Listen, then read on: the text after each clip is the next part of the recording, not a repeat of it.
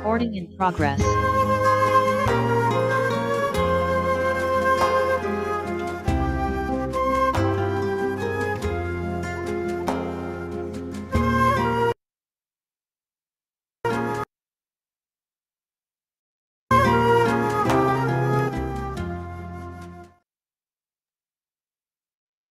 Shalom à toutes et à tous. On se retrouve avec le Rav Yehuda Ben Ishai pour parler, comme chaque semaine, de la paracha de la semaine, parachat Miketz. Je rappelle que c'est encore Hanouka, ce dernier jour, Zot Hanouka, ce 8e jour de Hanouka, que ces bougies et que la force de ce jour nous éclaire à nous, à l'ensemble de l'âme Israël, pour le retour des otages très rapidement et Bezrat Hashem, que tous les blessés soient guéris. Je rappelle exactement également que vous pouvez dédier le cours, comme ça a été fait, et cette semaine. Bechavod au Rav Yehuda Ben Ishai, Parashat Miketz, la fin qui n'est qu'un début. Bechavod. Toda Rabba Aaron, et le cours est dédié à la mémoire de Myriam Bat Rzela Alea Shalom par sa fille Tani Gali Douani. Alors, la parashat Miketz. La parashat Miketz, c'est soit le Shabbat de Hanouka, soit comme maintenant, le Shabbat qui va terminer Hanouka, puisque Hanouka se prolonge jusqu'à l'entrée du Shabbat. Donc, tout de suite après Hanouka, on va directement passer des nérotes de Hanouka aux nérotes de Shabbat. On a allumé pendant 8 jours d'affilée les nérotes de Hanouka. Et voilà maintenant que pour ne pas rester déçu de la disparition de ces lumières de Hanouka, Akadosh Baruch Hu nous a dit, pas d'inquiétude, on passe maintenant aux nérotes de Shabbat. Alors notre paracha commence par un verset qui demande à être élucidé, c'est-à-dire à être éclairé, c'est le cas de le dire. Je lis le premier verset de la paracha. Vayi miketz shnataim yamim, ufaro cholem, veine omed al ayeor. Voilà, on a maintenant sous nos yeux le verset en question. Et voilà que à la fin de 2 ans d'affilée, voilà que le pharaon rêve. Et dans son rêve, il se voit debout près du Yéhor, c'est-à-dire du Nil. Ce qui est très surprenant, c'est que notre paracha commence par Shnataim Yamim, sans nous préciser quelles sont ces 2 années-là en question. Vayi miketz shnataim yamim. Alors on sait en fait que ça a rapport avec la fin de la paracha précédente. À la fin de la paracha précédente, Yosef, qui avait bon espoir de sortir du Beth Soar, de la prison où on l'avait jeté, sans aucune raison, ou plutôt en l'accusant, de fausses accusations terribles et horribles, comme c'est quelque chose qui faisait partie de la civilisation égyptienne. Voilà que Yosef, qui attendait patiemment que le ministre du roi se souvienne de lui. Pourquoi? Parce qu'il lui avait demandé de se souvenir de lui. Parce que il lui avait fait une grande tova. Il lui avait déchiffré son rêve à lui et à un autre, un échantre qui était avec lui en la prison, qui était les ténèbres, l'obscurité, puisque en Égypte, quand on voulait jeter quelqu'un en prison, on faisait un trou et on le jetait dedans. Mais voilà que ce ministre, qui est revenu exactement à sa place, comme l'avait d'ailleurs prévu Yosef, ne se souvient pas de Yosef. Yosef continue de rester en prison. Et tout paraît a priori insupportable. Pourquoi on m'a jeté en prison? Et pourquoi même lorsque je demande à quelqu'un que j'ai tellement aidé en lui déchiffrant son rêve en bien, et le rêve s'est réalisé, comment se fait-il qu'il ne se souvient pas de moi? Il y a pour Yosef ici une grande déception. Yosef était triste. Yosef était triste de voir qu'est-ce qu'il était advenu de lui. Depuis le moment où il a été arraché de la maison de son père, où il a été menacé de mort par ses propres frères, où il a été vendu comme un vulgaire esclave, alors qu'il n'avait que 17 ans en Égypte. L'Égypte qui haïssait les Hébreux. Et voilà que Yosef va se trouver dans le pays qui est exactement l'antithèse de ce qu'il est. Et il ne voit pas la fin. La détention de Yosef ne se termine pas. Et il peut se poser des questions. Il peut se demander, mais enfin, qu'est-ce que j'ai fait? En quoi je suis responsable? Pourquoi est-ce qu'il m'arrive de telles choses, de telles catastrophes? Et voilà que tout d'un coup, Akadosh Baruch Hu décide de mettre fin à l'obscurité. D'où je tire cette expression mettre fin à l'obscurité d'un verset que Aaron nous a montré brièvement juste avant, en même temps que le verset du début de la paracha.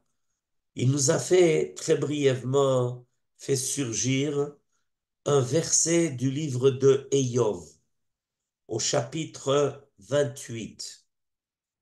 Au chapitre 28, il y a un verset, au chapitre 28, au verset 3, il y a un verset qui dit que Akadosh Baruch Hu, Ketz, voilà, on l'a à nouveau sous nos yeux, Ketz Sam Lachosher, ou les Kol Tachlit ou Choker. Je traduis les trois premiers mots. Dieu décide de mettre une limite. À quoi? À l'obscurité. Mais alors, cette expression que Dieu, quand il le veut, décide de mettre fin à l'obscurité est des plus surprenants. On sait comment on arrête la lumière. Il suffit de mettre un écran. On sait comment on arrête de l'eau. Il suffit de mettre un barrage. Mais comment on arrête l'obscurité? Comment on met une limite au rocher? Ça, c'est un grand chidouche. Le livre de Eïov, qui contient beaucoup de secrets, nous révèle que Akadosh Baruch Hu, à un moment donné, décide de mettre fin au rocher. Alors, on va évidemment se poser cette question, comment il agit pour cela, mais auparavant, je voudrais simplement vous expliquer que c'est par analogie que nos sages ont appris de ce verset que ce qui arrive au début de notre paracha et dans la suite de notre paracha, c'est l'application de ce principe-là. Pourquoi? Parce que Yosef est dans l'obscurité, il est dans les ténèbres, il est dans les ténèbres de l'Égypte, comme ça va arriver d'ailleurs bien plus tard, quand il va apparaître, quand va apparaître l'avant-dernière plaie en Égypte, tout d'un coup, Dieu amène l'obscurité en Égypte. Et voilà que Dieu décide de mettre fin aux ténèbres dans lesquelles Yosef se trouve. Comment il va le faire? il va provoquer une suite d'événements qui, avec beaucoup de surprises, vont entraîner un changement radical de ce qui se passe avec Yosef. Celui qui voit ces événements de l'extérieur se dit, quelle coïncidence, quel hasard. Enfin, au bout de 2 ans, le Sar Mashkim, celui qui était chargé d'abreuver le pharaon, finit par se rappeler de ce que Yosef avait été pour lui. Mais pourquoi il s'en rappelle? Parce que Dieu envoie au pharaon des rêves. Et ces rêves ne le laissent pas en paix. Ces rêves le tourmentent. Alors évidemment, le pharaon qui est à la tête de l'empire le plus fort, le plus puissant de l'époque, la grande civilisation égyptienne, est obligé d'avoir une solution à ses rêves. Et il est entouré de conseillers, il est entouré de sorciers, il est entouré de tout ce qu'un roi peut espérer pour trouver une solution à ses problèmes. Comme d'ailleurs tous les dirigeants de ce monde le font aussi jusqu'à présent. Mais voilà qu'il arrive quelque chose d'intéressant.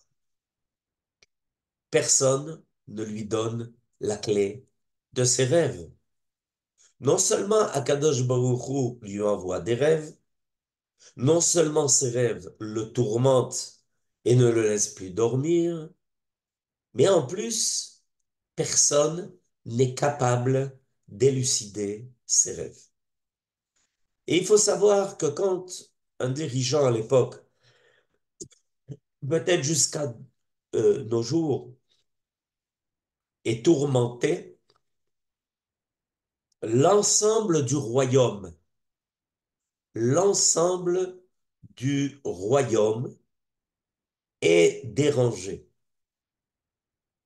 L'ensemble du royaume n'est pas tranquille parce que le roi sait que ses rêves sont venus lui dire quelque chose d'important. Et il sait que peut-être il y a là quelque chose qui lui est dit et dévoilé concernant l'avenir de l'Égypte. Et il n'est pas tranquille et il est perplexe. Et voilà que il y a une grande agitation autour du pharaon.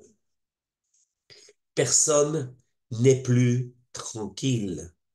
Tout le monde est sens dessus, dessous. Et le Saramashkim, tout d'un coup, se souvient. Il se souvient de ce jeune homme qui était avec lui en prison et qui, lui, savait révéler le contenu des rêves.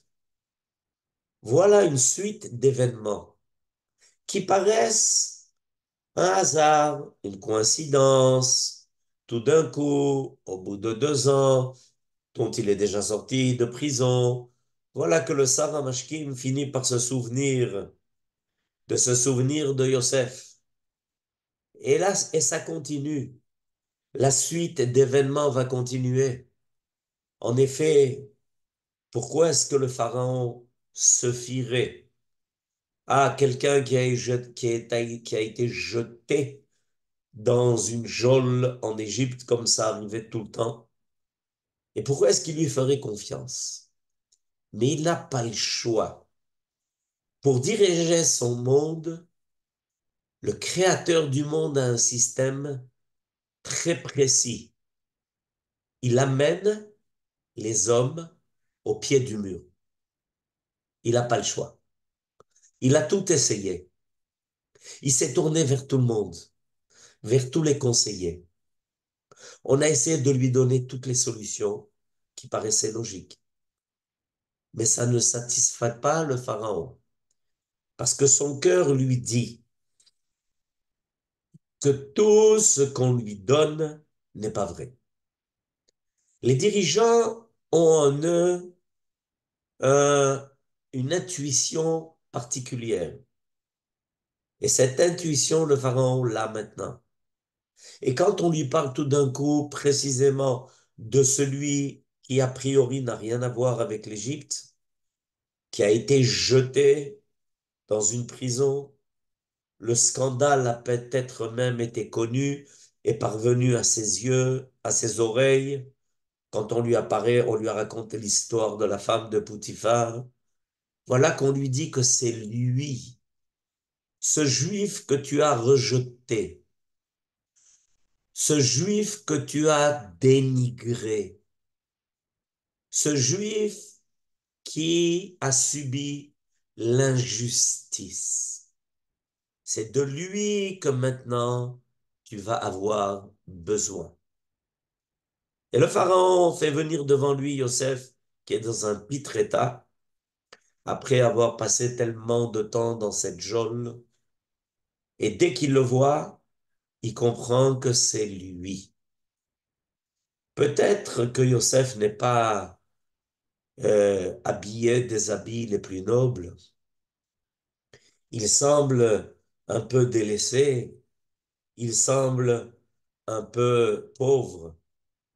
Mais Yosef apparaît devant le pharaon et voilà que le pharaon dit, ah, qu'est-ce que tu penses, Yosef, de mes rêves? Et ça continue de tourner. Et Yosef lui dit, en quoi je peux t'aider? Et le pharaon lui dit, j'ai entendu dire que tu sais résoudre les rêves. Et voilà que pour la première fois, le pharaon entend quelque chose qu'il n'a jamais entendu. Ce n'est pas moi qui donne la solution aux rêves, aux problèmes mondiaux, à ces équations que tu n'arrives pas à résoudre. Ce n'est pas moi. C'est le maître de l'histoire, c'est le maître du monde. Selon ce qu'il me dira, je pourrai, moi, te dire. Jamais le pharaon n'a entendu un tel discours.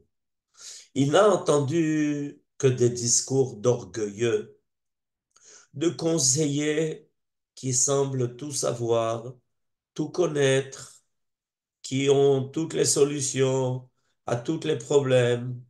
Mais cette fois-ci, ça n'a pas marché. Voilà comment Akadosh Baruch Hu décide de mettre fin à l'obscurité dans lesquelles Yosef se trouve plongé. Il est important de se rappeler cela. On a des tas de gens qui analysent les événements, qui leur donnent un certain éclairage, qui sont des spécialistes pour l'analyse internationale, l'analyse des guerres, l'analyse politique, l'analyse de la psychologie des hommes. Et Yosef fait découvrir au Pharaon qu'il y a quelqu'un au-dessus de tout cela. Celui qui décide de mettre fin à l'obscurité. Maintenant, je voudrais faire une remarque sémantique importante. Le mot Ketz est des fois traduit par le mot la fin. Ketz Hagalut, la fin de la Galut. Ketz Hayamim, la fin des jours. Mais en hébreu, on a un autre mot pour le mot fin. On se sert du mot sof. Et pourquoi utiliser le mot ketz que l'on a déjà vu deux fois et qui apparaît un certain nombre de fois dans la Bible pour précisément exprimer quelque chose qui se termine. Alors le mot ketz est en fait la racine du mot katsé. Le mot katsé veut dire l'extrémité. Le mot katsé en hébreu veut dire le bout de quelque chose. Voilà quelle est l'utilisation du mot ketz. Maintenant, on vient de nous mettre sous les yeux un verset de Daniel. On va y revenir, mais simplement, Aaron nous a mis ce verset sous les yeux parce qu'il a voulu vous montrer une fois de plus que le mot ketz est employé, mais il est employé dans un contexte très particulier.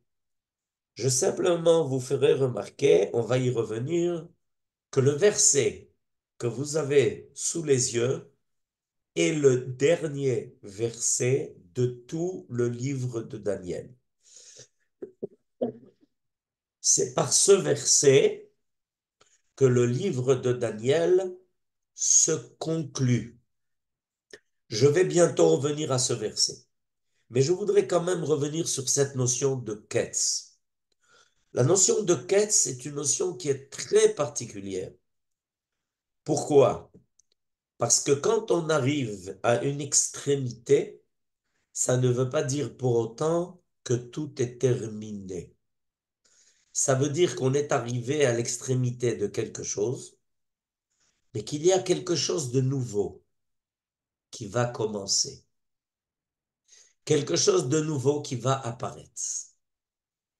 Il y a ici quelque chose qui est important à saisir. Dieu mène l'histoire par une série de quêtes. Mais quand il parle de quêtes, il n'a pas du tout comme intention de dire que c'est la fin, point. Ça veut dire qu'on est arrivé à un certain extrême. On est à l'extrémité de quelque chose. Si tu veux continuer comme c'était jusqu'à présent, impossible. Impossible de continuer sur la lancée de ce qui jusqu'à présent était en place. On est arrivé au 4C. Et à ce moment-là, hein, on n'a qu'une chose à attendre, de découvrir qu'est-ce que de nouveau va apparaître. Alors je vais vous amener un autre verset qui va vous faire comprendre ça.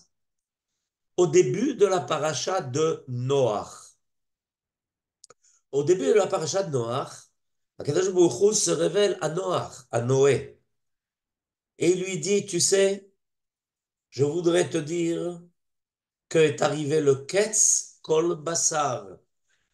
Ketz Kol Basar. Je vous lis le verset. C'est le verset 13 dans le chapitre Vav. Merci, Toda Rabba Aaron. Vayomer Elohim le Noach. Ketz Kol Basar Balefanaï. Ki malea Aretz Hamas mi penehem. V'hineni mashchitam et haaretz. Dieu s'adressa à Noach en lui disant, tu sais, on est arrivé au bout de la chair. Ketz kol basar, la chair, le bout, l'extrémité du basar est devant moi. Je vois qu'on est arrivé jusqu'au bout. Pourquoi? Ki malea haaretz hamas mi penehem. Parce que toute la terre est remplie de Hamas devant ceux qui sont là, présents dans ce monde. Et j'ai l'intention de tout détruire. Vineni mashchitam et ares, tous les êtres vivants. Tov, c'est un décret terrible. Dieu est en train d'annoncer à Noach que c'est la fin. Alors on peut être tenté de penser que Dieu est en train d'annoncer à Noach que est arrivée la fin de l'humanité. Mais si on pense comme ça, on va être surpris. Pourquoi? Parce que juste le verset d'après, qu'est-ce que Akadosh Baruch Hu dit à Noach de faire?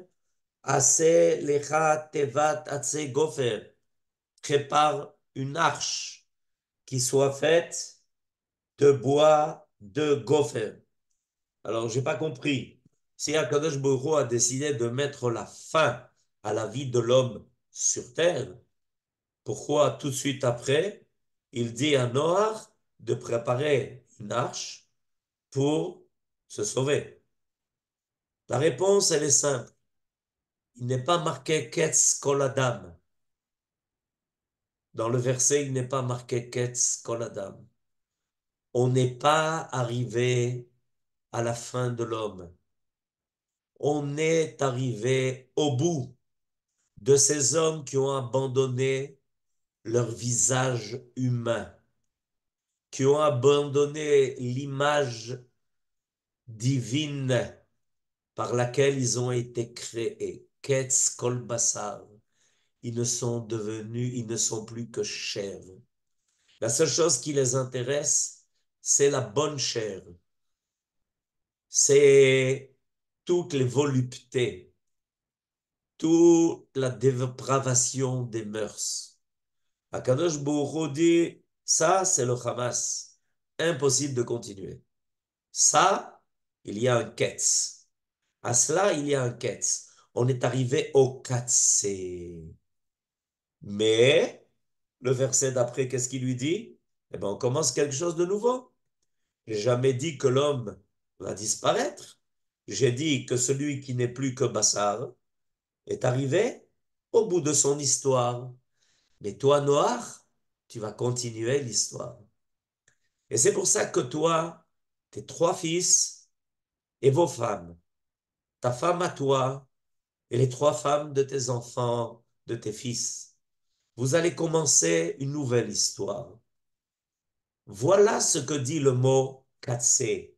Le mot katsé vient en fait toujours annoncer que quelque chose se termine parce qu'il a complètement exploité le potentiel qu'il avait et qu'il n'est plus capable de remplir un rôle positif, un rôle bénéfique.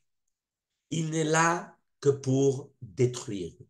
Il n'est là que pour effacer. Il n'est là que pour profiter.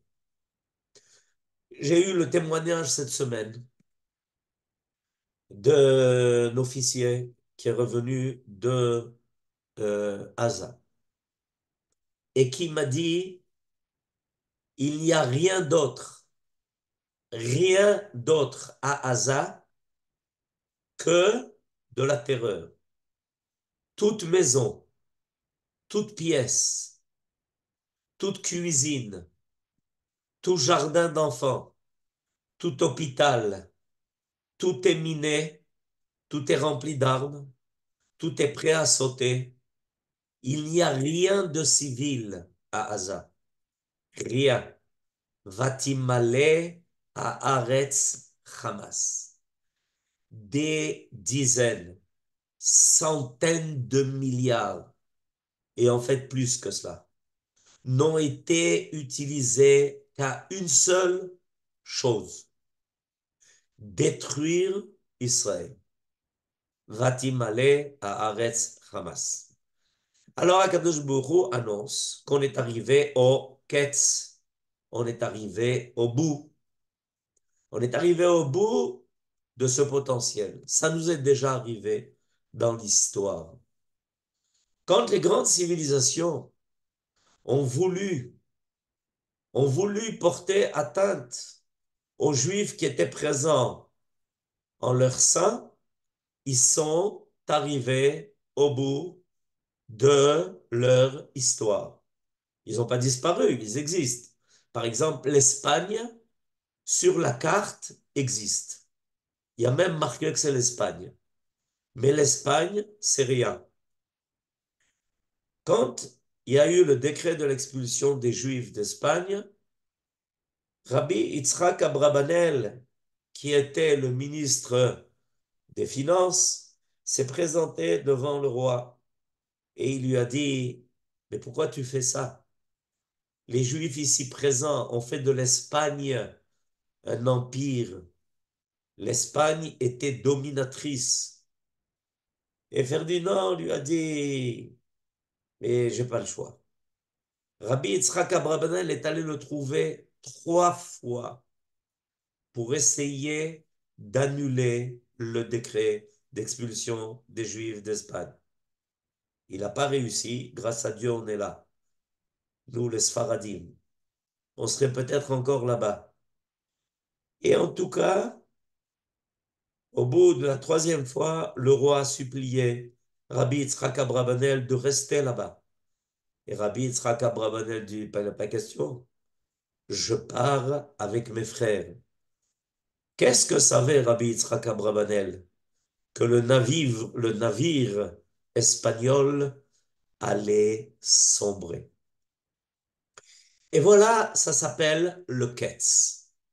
Tant que dans un royaume on reconnaît l'utilité de la sagesse et surtout on reconnaît combien les Juifs sont intègres, combien leur foi est inébranlable, alors ça arrive à les maintenir encore un peu.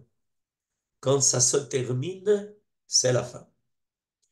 Maintenant, une fois qu'on a compris ce que veut dire le mot Ketz, alors on va reprendre maintenant le dernier verset de Daniel qui vous a été montré tout à l'heure. Je voudrais faire une brève introduction au livre de Daniel. Le livre de Daniel est un livre extraordinaire. Pourquoi est-ce que le livre de Daniel est-il un livre extraordinaire? Parce qu'il révèle les secrets du déroulement de l'histoire sur Terre jusqu'aux quêtes. Par le livre de Daniel, on peut tout savoir sans exception. Nos sages nous ont transmis que dans le livre de Daniel se trouvent tous les secrets, y compris les secrets qui nous amènent au Ketzayamim. Il y a un seul problème, c'est qu'on n'y comprend pas grand-chose. C'est-à-dire, c'est un livre qui, d'une part, est extraordinaire, mais de l'autre part, il est extrêmement fermé. Sauf pour des initiés qui ont peut-être reçu le secret qui leur permet de déchiffrer le livre de Daniel. Mais le dernier verset, c'est quoi ce dernier verset? Dans le dernier verset, Akadosh Baruch Hu, qui envoie à Daniel toutes ces visions messianiques, Veata lech laketz. Regardez ce qui est marqué. Akadosh Baruch Hu s'adresse pour la dernière fois à Daniel et il lui dit, toi, va au Ketz. Va au Ketz? Mais comment on va au Ketz? Lech laketz. Va au Ketz. Vetanoach. Va te reposer. Veta'amod legoralcha. Et tu te redresseras à nouveau pour ce qui t'attend. Les Ketz Yamin. Quoi? Au Ketz de la droite. Non, mais qu'est-ce que Kadosh Baruch Hu est en train de dire à Daniel? Alors on va essayer au moins de comprendre le dernier verset de Daniel. D'accord? On aura au moins gagné le dernier verset de Daniel. Akadosh Baruch Hu s'adresse une dernière fois à Daniel. Il dit, voilà, tu as acheté tout révélé. Maintenant, évidemment, les gens vont s'imaginer qu'ils vont lire ton livre, ils vont tout comprendre. Non, ça ne sera pas aussi facile. Mais toujours est-il que toi, maintenant, tu vas au Ketz. OK? Alors, il va au Ketz. D'accord? Il se met en route pour le Ketz. C'est ce que la Baruch Hu lui a dit, l'air, la Ketz. Et En attendant, tu vas te reposer. Pourquoi tu vas te reposer? Parce que tu as fini de remplir ton rôle. Pour le moment, tu as fini de remplir ton rôle. Donc, va te reposer. Après que tu te sois reposé, ben, tu vas te réveiller. Tu vas te redresser. D'accord. Et à ce moment-là, tu continueras ton rôle. Goralcha, ce qui t'a été attribué. Les ketz ayamin. Pour le ketz, à nouveau le mot ketz, ayamin. C'est quoi cette idée de ketz ayamin? Remarquez qu'il n'est pas marqué ketz ayamim, il est marqué ketz hayamin. Il y a autre part marqué ketz hayamim. Mais ici, il y a marqué tout d'un coup ketz hayamin. Alors, une partie des commentateurs disent, mais ça arrive. Que quoi? Au lieu de terminer un mot dans la Bible par le mot même, on le termine par le mot nun. Ça arrive. Kaddishin. Au lieu de dire kedoshim, on dit kaddishin. Bon, ça arrive. Mais Rashi, pas dans Daniel, dans le traité de Psachim, va nous faire une révélation extraordinaire. Quand on est sorti d'Égypte, Akadosh Baruch Hu nous a fait sortir Beyad Chazaka ou Bezroa Netuya, d'une main forte, d'un bras étendu. Le bras étendu fait allusion non seulement à la sortie d'Égypte, mais il fait allusion à la Géoula qui se prolonge jusqu'à la fin des temps. Et alors, nous dit Rashi, pendant toute l'histoire qui va se dérouler pendant des milliers d'années, Dieu a plié son bras droit. Il n'a pas étendu. C'est seulement quand arrive le temps voulu que Dieu qui s'est retenu d'étendre son bras va l'étendre jusqu'au bout, jusqu'à l'extrémité de sa main droite. Et quand Dieu étendra sa main droite jusqu'au bout, Daniel, tu seras là pour expliquer, pour révéler. Regardez, regardez, Aaron nous a fait une grande tova. Il nous a amené ce Rashi en question dans la paracha de Psachim. Je vais lire avec vous Rashi. Ketz ayamin, sheyachzir yemino lefanav, sheeshiv achor yemino mipne oyev. Qu'est-ce que nous dit Rashi? Jusqu'à présent, Dieu gardait sa force. Il ne la faisait pas apparaître dans toute sa grandeur. Il tenait sa main droite derrière lui. Elle était pliée derrière lui, comme il est marqué dans la Megillat Echa. Mais voilà qu'arrive le temps où Akadosh Baruch Hu Yarzir Yemino Lefanav. Petit à petit se déroulent des événements exactement comme ceux qui ont fait sortir Yosef de l'obscurité, des ténèbres, de la prison, de là où on était bloqué. La situation était bloquée. Et Dieu, Joseph se lamentait et se disait, mais qu'est-ce que j'ai fait?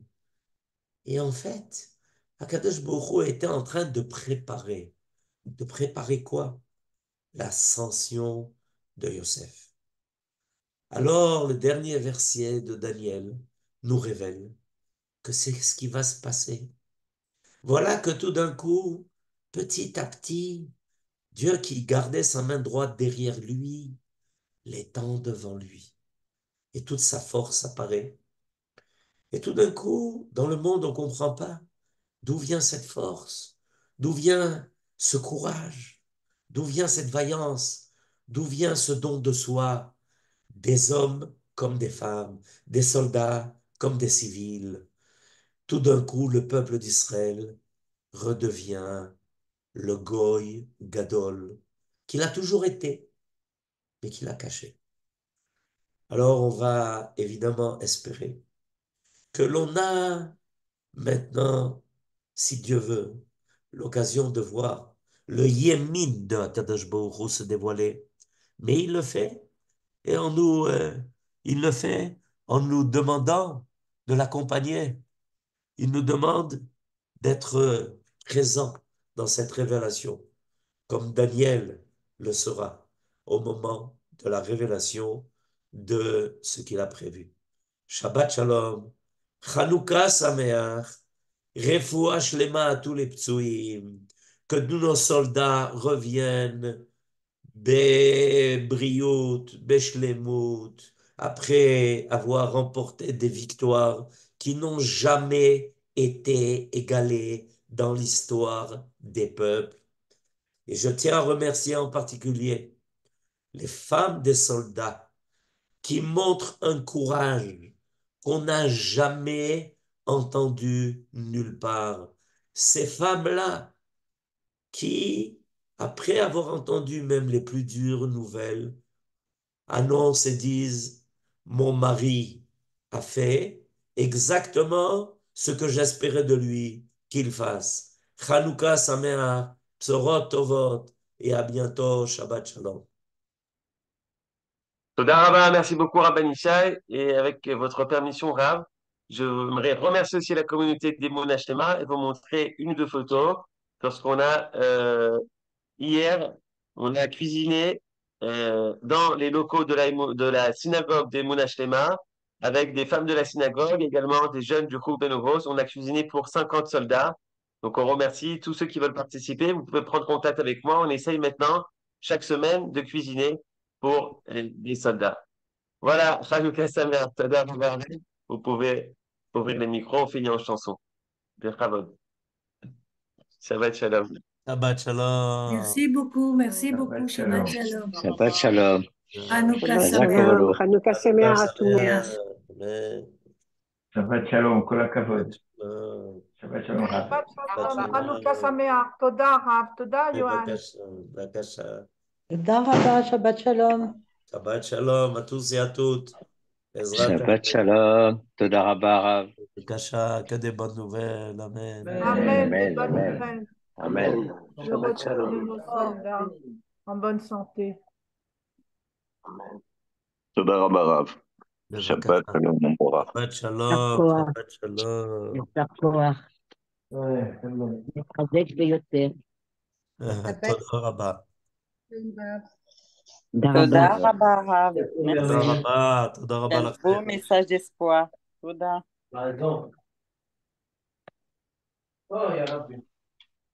Il va être calme. תודה רבה. שבת שלום. וחנוכה Shabbat שמח. Shalom. Oui, c'est marqué là. Shabbat Shalom. Merci beaucoup. Shabbat Shalom à tous. Shabbat Shalom, Yohan. Shabbat Shalom. Chazak Uvabour. Baruch Tiyeh. Toda Rabba. Amen.